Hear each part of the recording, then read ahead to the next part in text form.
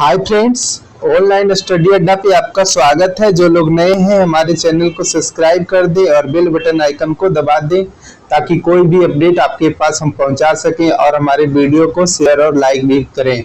तो फ्रेंड्स, आज के सेशन में Bihar police constable practice set number 8 का डिस्कस करने वाले हैं, जिसमें history, geography, polity, economics, physics, chemistry, biology, current affair, विविध से रिलेटेड महत्वपूर्ण क्वेश्चन होंगे। तो फ्रेंड्स, आज का सेशन का पहला क्वेश्चन है कि मजलिस किस देश की संसद है। मजलिस किस देश की संसद है। फ्रेंड्स, आपको हर क्वेश्चन के लिए 5 सेकेंड का टाइम दिया जाएगा। अपना आंसर कमेंट बॉक्स में कर सकते हैं या नोट डाउन भी कर सकते हैं। तो फ्रेंड्स, चलिए आंसर करते हैं। तो मजलिस किस देश की संसद है। तो मजलिस जो है मालदीव एवं ईरान की संसद का नाम मजलिस है।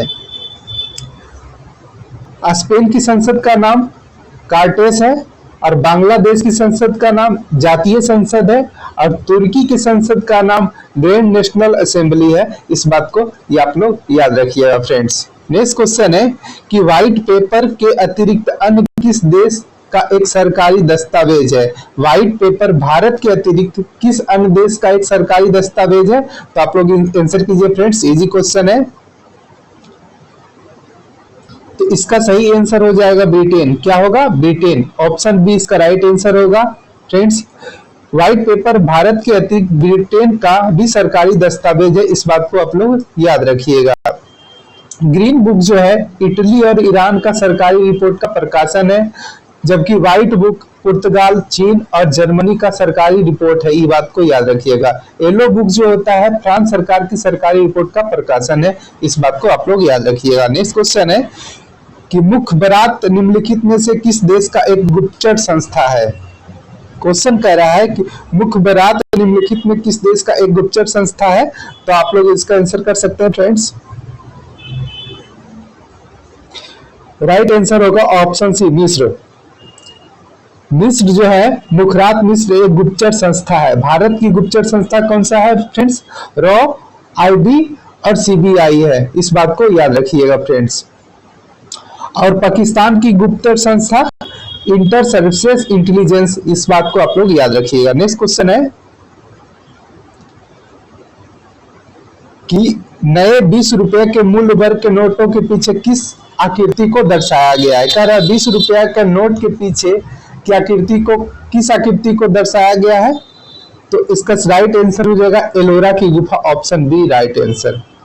एलोरा की गुफा जो है 20 रुपया के नोट के पीछे आकृति दर्शाया गया। इस बात को याद रखिएगा। फ्रेंड्स, और 2000 के नोटों पर मंगल का चित्रण है और 500 के नोटों पर लाल किला का चित्रण है और 200 के नोटों पर सांची का स्तूप का चित्रण है। फ्रेंड्स, याद रखिएगा। और 50 रुपए के नए नोट जो है उसमें हम्पी का रथ है और 100 के नए नोट का रानी का वाव और 10 रुपए का नोट का सूर्य मंदिर कोणार्क का चित्रण है। इस बात को आप लोग याद रखिएगा। फ्रेंड्स, नेक्स्ट क्वेश्चन है कि संयुक्त राष्ट्र शरणार्थी उच्चायुक्त को किस वर्ष का नोबेल शांति पुरस्कार प्रदान किया गया था। फ्रेंड्स, तो इसका आंसर आप लोग कर सकते हैं।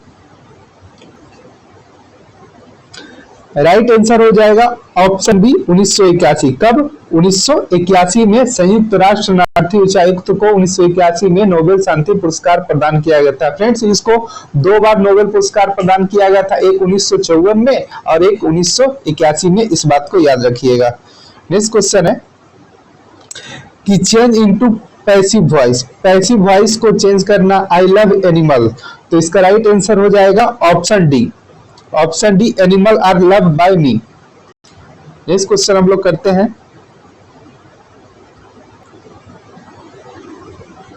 क्वेश्चन नंबर 7 है, इंग्लिश का क्वेश्चन है। इसमें suitable adjective filling the blanks में डालना है। तो इसका राइट आंसर फ्रॉम हो जाएगा क्यूकर। Option C is right answer.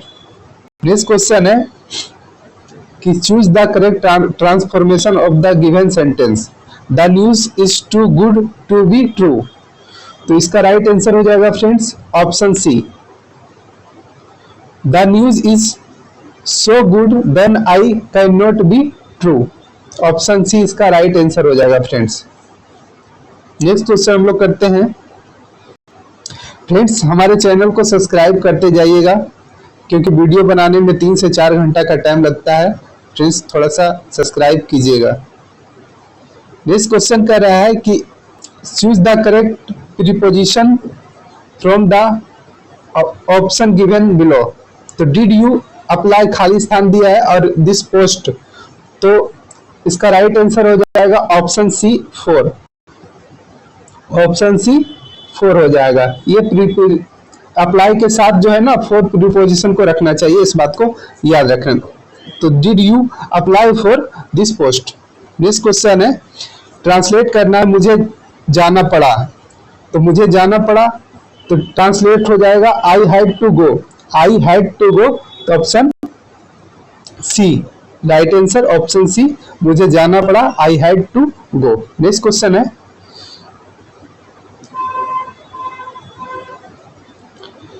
एक तत्व के परमाणु में इलेक्ट्रॉनों का वितरण निम्नलिखित प्रकार से है। कह रहा है रासायनिक क्रियाओं में इस तत्व के लिए संभावना है कि यह, इसका राइट आंसर हो जाएगा एक इलेक्ट्रॉन होता है। 1s2 2s2 2p पर पावर 5 में एक इलेक्ट्रॉन लेता है, इस बात को याद रखिएगा। नेक्स्ट क्वेश्चन है फ्रेंड्स निम्नलिखित विद्युत अपघटकों में से सबसे अधिक आयन किसमें होता है। तो सबसे अधिक आयन किसमें होगा फ्रेंड्स, ऑप्शन दिया हुआ है, आप लोग सॉल्व कर सकते हैं क्वेश्चन को। Option C is right answer. 50 gram NH4Cl में सबसे अधिक आयन होगा, इस बात को याद रखिएगा। सोडियम हाइड्रोक्साइड के 10⁻⁻4 m घोल का pH क्या होगा। तो इसका pH हो जाएगा 10।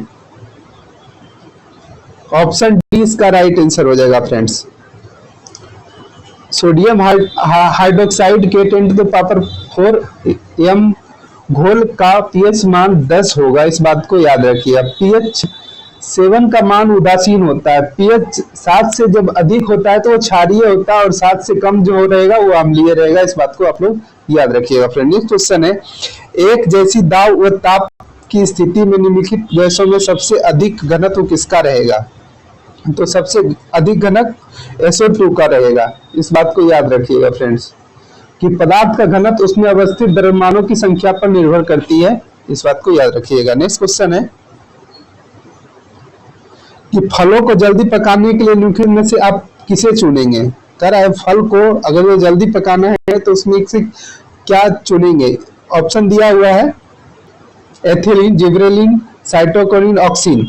इसका राइट आंसर हो जाएगा ethylene, option A is right answer. क्या होगा, एथिलीन फलों को जल्दी पकाने के लिए चुनेंगे। नेक्स्ट क्वेश्चन है दिए गए वाक्यों में उचित स्थान पर विराम चिन्ह ज्ञात कीजिए। इसका राइट आंसर हो जाएगा ऑप्शन सी। नेक्स्ट क्वेश्चन है कि दिए गए शब्दों का समास ज्ञात कीजिए। समास ज्ञात करना है आपको। कनक लता का समास क्या होगा, कनक लता का समास हो जाएगा धर्म धारण समास, option A is right answer. दिए गए शब्द का पर्यायवाची शब्द ज्ञात कीजिए। क्वेश्चन नंबर 18 कह रहा है कि दिए गए शब्द का पर्यायवाची शब्द ज्ञात कीजिए। तो मीन का पर्यायवाची शब्द हो जाएगा मत्स्य, ऑप्शन बी इसका राइट आंसर हो जाएगा फ्रेंड्स। नेक्स्ट क्वेश्चन हम लोग करते हैं दिए गए वाक्यों के लिए सार्थक शब्द ज्ञात कीजिए। क्वेश्चन कह रहा है कि दिए गए वाक्यों के लिए सार्थक शब्द ज्ञात कीजिए जो आंखों के सामने हो। जो आंखों के सामने हो तो वो प्रत्यक्ष होगा, option C. Option C right answer, जो आंखों के सामने हो उसे प्रत्यक्ष। दिए गए वाक्यों में मिश्र वाक्य ज्ञात कीजिए। कह रहा है क्वेश्चन 20 नंबर कि दिए गए वाक्यों में मिश्र वाक्य ज्ञात कीजिए।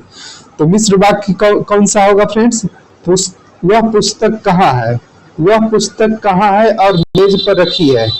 वह पुस्तक भी कहाँ है, वह पुस्तक कहाँ है जो कल मेज पर रखी हुई थी। मिश्र वाक्य जिन वाक्यों में एक मुख्य वाक्य तथा अन्य आश्रित उपवाक्य हो उन्हें मिश्रित वाक्य कहते हैं। तो ऑप्शन डी इसका राइट आंसर हो जाएगा फ्रेंड्स। वह पुस्तक कहाँ है जो कल मेज पर रखी थी, यह मिश्र वाक्य है। नेक्स्ट क्वेश्चन करते हैं केपलर के ग्रह गति के तीसरे नियम के अनुसार सूरज से मध्य दूरी r किस प्रकार परिक्रमा काल t से परिवर्तित होगा? इसका राइट आंसर हो जाएगा option D. Option D is right answer हो जाएगा फ्रेंड्स। टी स्क्वायर समानुपाती होता है RQ का। किस देश ने अपना चंद्रयान लूना 25 11 अगस्त 2023 को लॉन्च किया था? तो फ्रेंड्स आप लोग जानते होंगे कि रूस लूना 25 को 11 अगस्त 2023 को लॉन्च किया था, तो ऑप्शन बी इसका राइट आंसर हो जाएगा, रूस। अच्छा फ्रेंड्स, चंद्रयान प्रथम को कब लॉन्च किया गया था? तो ये 22 अक्टूबर 2008 को, 2 को 22 जुलाई 2019 को और चंद्रयान 3 को 14 जुलाई 2023 को लॉन्च किया गया था। इस बात को आप लोग याद रखिएगा फ्रेंड्स। नेक्स्ट क्वेश्चन है कि माइक्रो तरंग में तरंगदैर्घ्य की कोटि होती है। माइक्रो तरंग में तरंगदैर्घ्य की कोटि होती है, तो option B millimetre. Option B millimetre.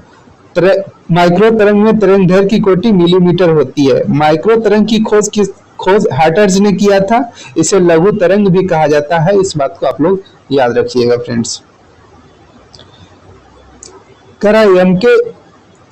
MKS पद्धति में जी का मान होगा। MKS में जी का पद्धति का मान कितना होता है फ्रेंड्स?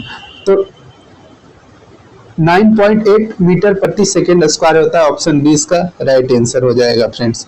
लकड़ी के एक पिंड का भार W तथा आयतन भी है। जल पर तैरा देने पर पिंड का आभासी भार होगा।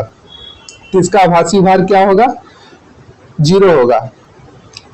लकड़ी के एक पिंड का भार W तथा आयतन भी बल जल पर तैरा देने पर पिंड का आभासी भार 0 हो जाता है। इस बात को याद रखिएगा फ्रेंड्स।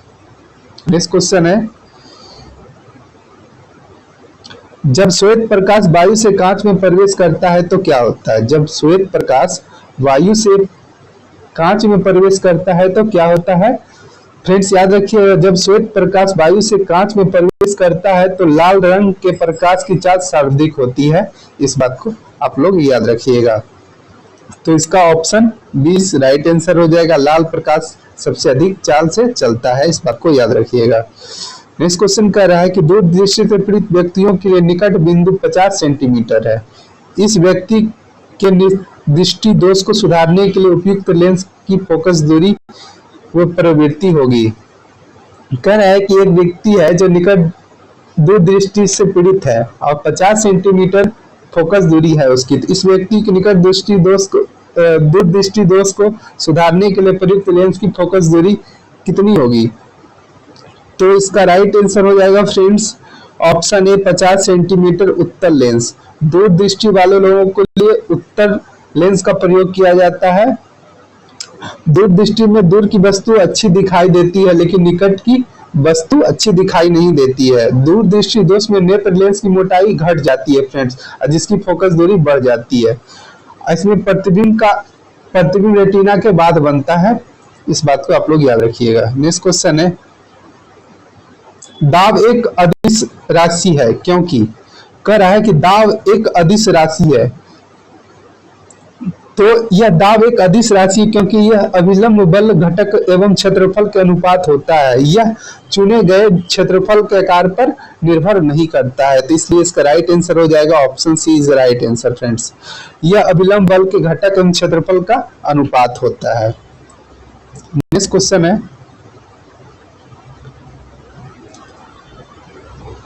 अस्थाई आसियान असंपीड्य के लिए बर्नौली का समीकरण व्यक्त करता है। तो ऑप्शन सी ऊर्जा संरक्षण को। ऑप्शन सी ऊर्जा किसका करता है? तो ऊर्जा संरक्षण का अस्थाई आसियान असंपीडन के लिए बर्नौली का समीकरण व्यक्त करता है ऊर्जा संरक्षण के लिए।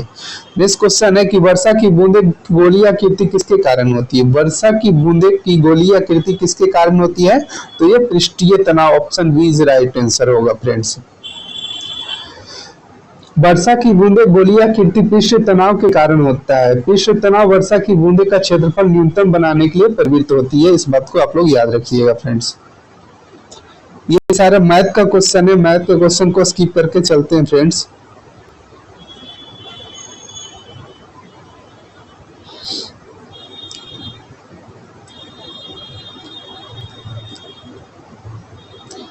नेक्स्ट क्वेश्चन कह रहा है कि चित्तौड़ में विजय स्तंभ का निर्माण किसने किया था? चित्तौड़ में विजय स्तंभ का निर्माण किसने किया था? तो चित्तौड़ में विजय स्तंभ का निर्माण जो कराया था वो राणा कुंभा ने कराया था। Option C is right answer हो जाएगा। चित्तौड़ में विजय स्तंभ का निर्माण राणा कुंभा ने किया था। राणा कुंभा ने मालवा की सेना पर सरंगपुर लड़ाई में विजय हासिल किया था। इसके उपलक्ष्य में विजय स्तंभ का निर्माण कराया था, इस बात को याद रखिएगा। राणा कुंभा जो था सितोदिया वंश का था, इस बात को भी याद रखिएगा फ्रेंड्स। नेक्स्ट क्वेश्चन है कि अकबरनामा किसने लिखा था? अकबरनामा अब्दुल फजल ने लिखा था। अकबरनामा अब्दुल फजल ने लिखा था, इसका राइट आंसर हो जाएगा ऑप्शन सी। अकबरनामा किसने लिखा? अब्दुल फजल ने लिखा। ऑप्शन सी इसका राइट आंसर हो जाएगा फ्रेंड्स। ये अब्दुल फजल जो था अकबर के दरबारी कवि था, इस बात को भी याद रखिएगा। भारतीय राष्ट्रीय कांग्रेस का पहला अंग्रेज अध्यक्ष कौन था? फ्रेंड्स क्वेश्चन कह रहा है कि भारतीय राष्ट्रीय कांग्रेस का पहला अंग्रेज अध्यक्ष कौन था? तो कौन था? George yellow. Option A right answer हो जाएगा। भारतीय राष्ट्रीय कांग्रेस का पहला अध्यक्ष जॉर्ज यूलो था। जॉर्ज यूलो ने 1988 में इलाहाबाद कांग्रेस अधिवेशन की अध्यक्षता की थी, इस बात को याद रखिए। ए.यू. हुम को कांग्रेस पार्टी के संस्थापक माना जाता है, इस बात को भी याद रखिएगा। नेक्स्ट क्वेश्चन है निम्नलिखित में से किस व्यक्ति को grand old man of India के रूप में जाना जाता है? तो दादा भाई नौरोजी को जाना जाता है। Option B is right answer हो जाएगा फ्रेंड्स। दादा भाई नौरोजी को grand old man of India के रूप में जाना जाता है। ये प्रथम भारतीय थे जिन्होंने यह बताया कि अंग्रेजों का मुख्य उद्देश्य आर्थिक शोषण करना है। कांग्रेस शब्द सर्वप्रथम दादा नौरोजी भाई ने सुझाव पर रखा गया था फ्रेंड्स। यह कांग्रेस की 3 बार अध्यक्षता किया था। 1886 में जो कलकत्ता में हुआ था, 1893 में लाहौर में और 1906 में कलकत्ता में हुआ था, इस बात को आप लोग याद रखिएगा। भारत छोड़ो आंदोलन 1942 में किस महीने में शुरू हुआ था? फ्रेंड्स क्वेश्चन कह रहा है कि भारत छोड़ो आंदोलन 1942 किस महीने में शुरू हुआ था? तो ये अगस्त महीने में शुरू। तो ऑप्शन सी इसका राइट आंसर हो जाएगा फ्रेंड्स। भारत छोड़ो आंदोलन 1942 में अगस्त माह में शुरू हुआ था। 8 अगस्त 1942 को अगस्त क्रांति की घोषणा महात्मा गांधी द्वारा बॉम्बे के ग्वालियर टैंक से किया गया था, इस बात को याद रखिएगा। नेक्स्ट क्वेश्चन है कि गांधी जी ने किस धार्मिक ग्रंथ को अपनी माता कहा था? क्वेश्चन कह रहा है कि गांधी जी ने किस धार्मिक ग्रंथ को अपनी माता कहा था? तो किसको अपनी माता कहा था? भगवत गीता। ऑप्शन सी इसका राइट आंसर हो जाएगा फ्रेंड्स। गांधी जी ने भगवत गीता को धार्मिक ग्रंथ की अपनी माता कहा था। भगवत गीता भागवत पुराण का वह भाग है जो श्री कृष्ण ने कुरुक्षेत्र में अर्जुन का उपदेश दिया था। सभी पुराणों में भागवत पुराण सबसे महत्वपूर्ण है, इस बात को याद रखिएगा फ्रेंड्स। नेक्स्ट क्वेश्चन है निम्नलिखित में से किसने नील दर्पण नामक नाटक की रचना की? नील दर्पण नामक नाटक की रचना किसने की थी? तो Dinabandhu Mitra. Option D is right answer हो जाएगा।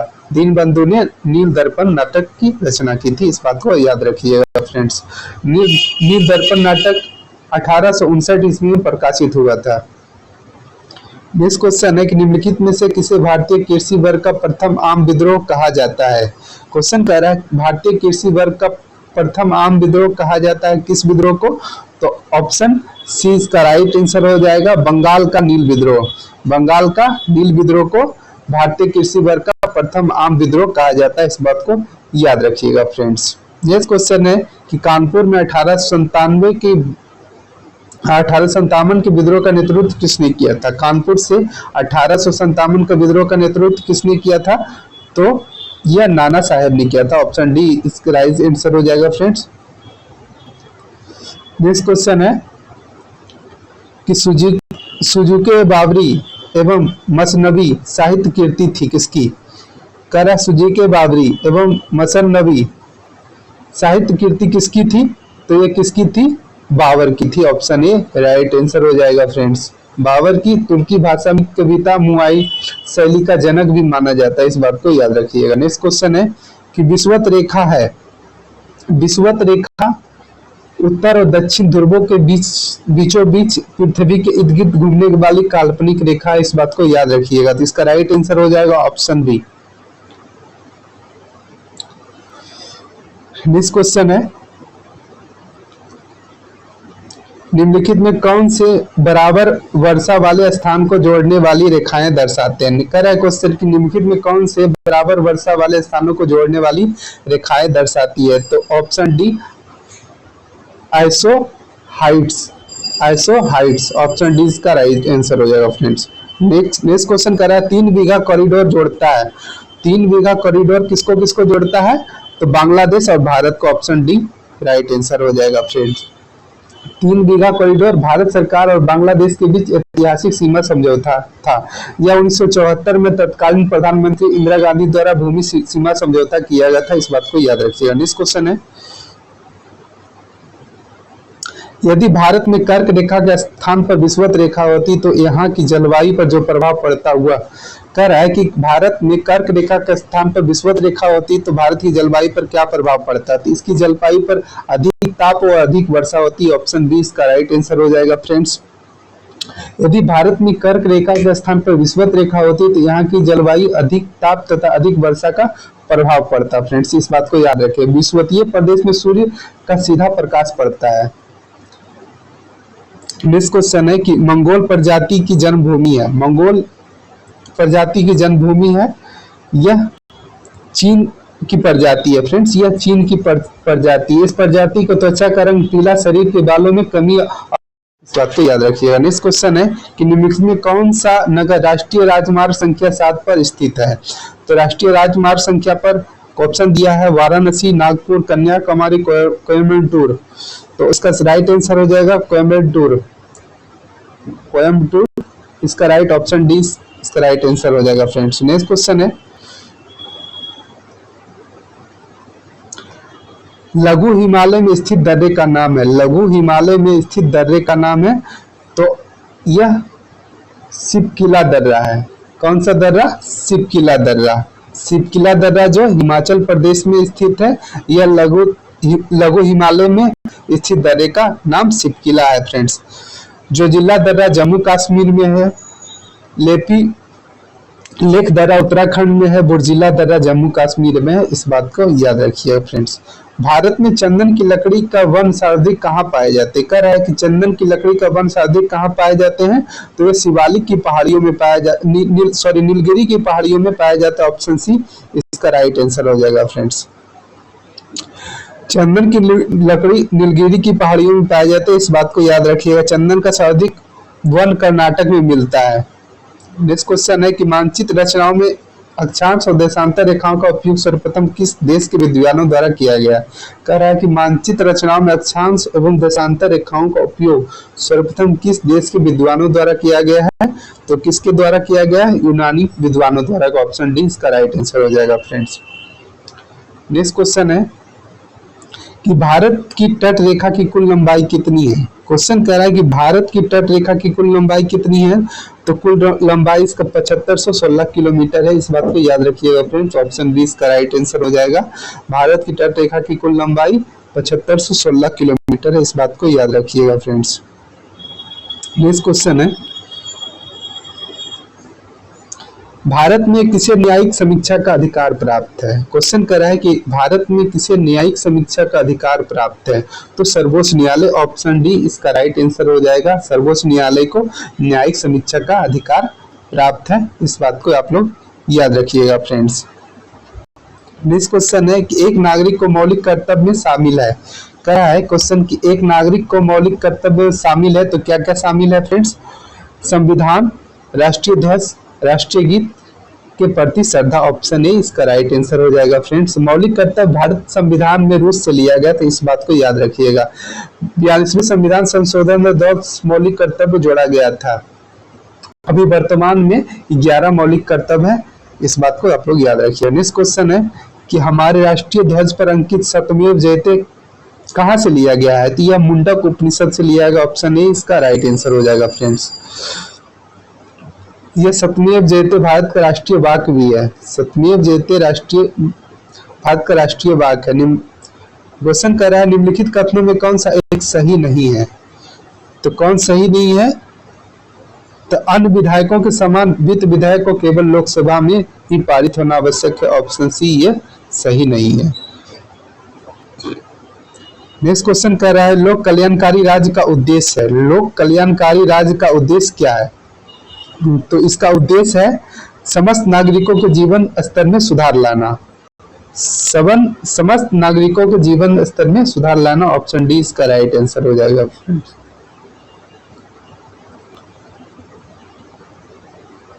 नेक्स्ट क्वेश्चन है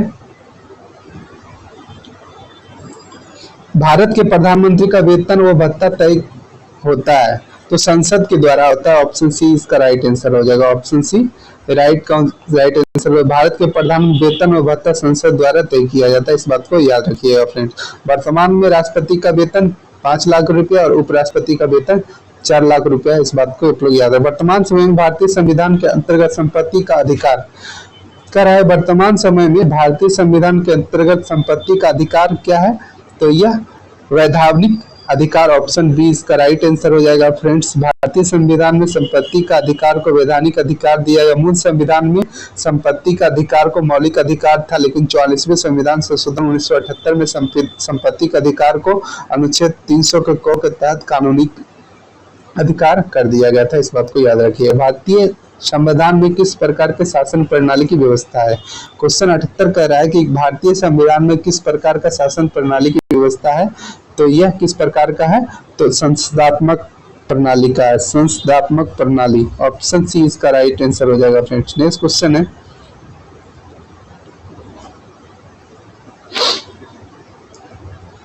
भारतीय संविधान के अनुच्छेद 25 का संबंध किससे है? क्वेश्चन कह रहा है कि भारतीय संविधान के अनुच्छेद 25 का संबंध धर्म की स्वतंत्रता से। ऑप्शन सी इसका राइट आंसर हो जाएगा फ्रेंड्स। नेक्स्ट क्वेश्चन है कि लाल रंग की गुलाब पीले प्रकाश में देखा जाए तो यह कैसा दिखाई देगा? लाल रंग गुलाब को पीले प्रकाश में देखा जाएगा तो यह कैसा दिखाई देगा? काला दिखाई देगा। ऑप्शन डी इसका राइट आंसर होगा। ओम के नियम इसमें से किस पर लागू होता है? कह रहा है ओम का नियम इसमें से किस पर लागू है? धात्विक चालक, डायोड, थर्मिस्टर और गैसीय चालक। तो किस पे लागू होता है? धात्विक चालक। ऑप्शन ए राइट आंसर हो जाएगा फ्रेंड्स। नेक्स्ट क्वेश्चन कर रहा है जब एसिटिक एसिड को धीरे धीरे अमोनियम हाइड्रोक्साइड के घोल में डालते हैं तो विद्युत चालकता बढ़ जाती है, क्योंकि आयनों की संख्या बढ़ जाती है। आयनों की संख्या जब बढ़ जाएगी तो जब एसिटिक एसिड को धीरे धीरे अमोनियम ऑक्साइड को घोल में डालते हैं तो ये विद्युत चालकता बढ़ा देती है। इस बात को आप लोग याद रखिए। नेक्स्ट क्वेश्चन है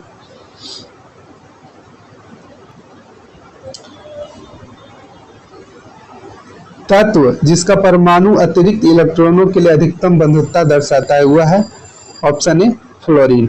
ऑप्शन ए फ्लोरीन। जब सोडियम क्लोराइड को सांद्र घोल का विद्युत अपघटन करता है तो उसके उत्पाद होते हैं। उसके उत्पाद क्या होते हैं? तो ऑप्शन बी इसका राइट आंसर होगा H2, Cl2 और O2 तथा NaOH। ऑप्शन बी इस राइट आंसर हो जाएगा फ्रेंड्स।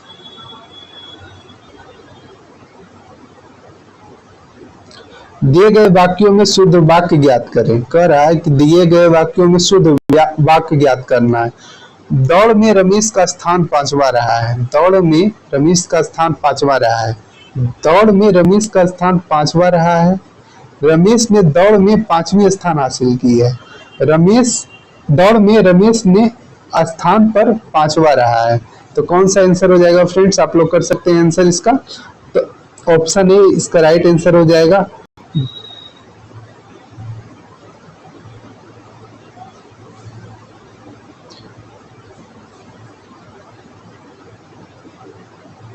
नेक्स्ट क्वेश्चन है कि दिए गए वाक्य में सर्वनाम ज्ञात कीजिए। दिए गए वाक्य में सर्वनाम ज्ञात कीजिए। तो वह अपने पिताजी के साथ स्कूल जाती है। इसमें सर्वनाम कौन सा है? तो वह जो है सर्वनाम है। ऑप्शन डी इसका राइट आंसर हो जाएगा।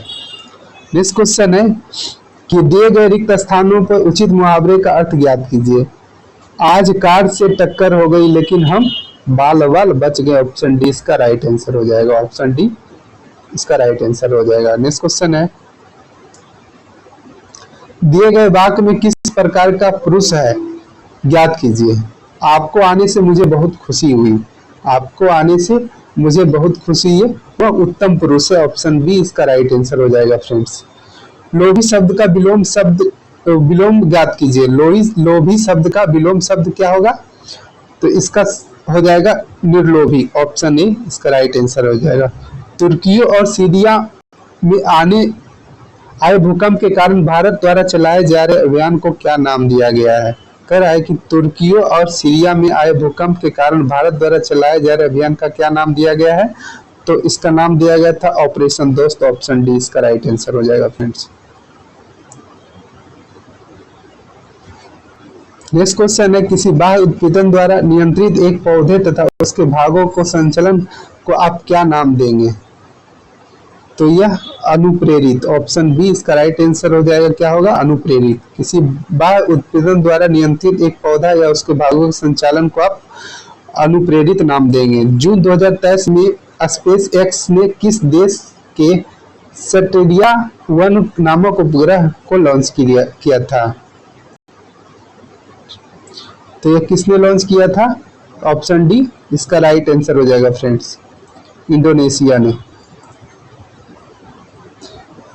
12वां भारत रत्न अवार्ड भीम अम्बेडकर अवार्ड से किसे सम्मानित। 12वां भारत रत्न अम्बेडकर अवार्ड से किसे सम्मानित किया गया, तो ऑप्शन ए हर्षाली मल्होत्रा को। हर्षाली मल्होत्रा, ऑप्शन ए इसका राइट आंसर। हर्षाली मल्होत्रा जो एक बाल फिल्म अभिनेत्री है, इस बात को याद रखिए। नेक्स्ट क्वेश्चन है,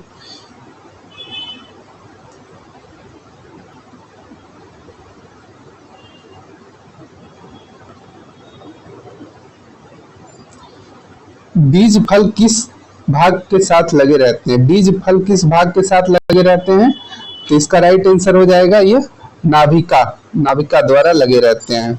बीज फल नाभिका भाग के साथ लगे रहते हैं, इस बात को याद रखिए। ऑप्शन बी इसका राइट आंसर हो जाएगा। नेक्स्ट क्वेश्चन है फ्रेंड्स, प्रधानमंत्री नरेंद्र मोदी ने किस तिथि को राष्ट्रीय स्टार्टअप दिवस के रूप में मनाने की घोषणा की, तो यह 16 जनवरी को स्टार्टअप दिवस के रूप में मनाने की घोषणा की थी, इस बात को याद रखिए। पहला राष्ट्रीय स्टार्टअप दिवस 2022 में मनाया गया था।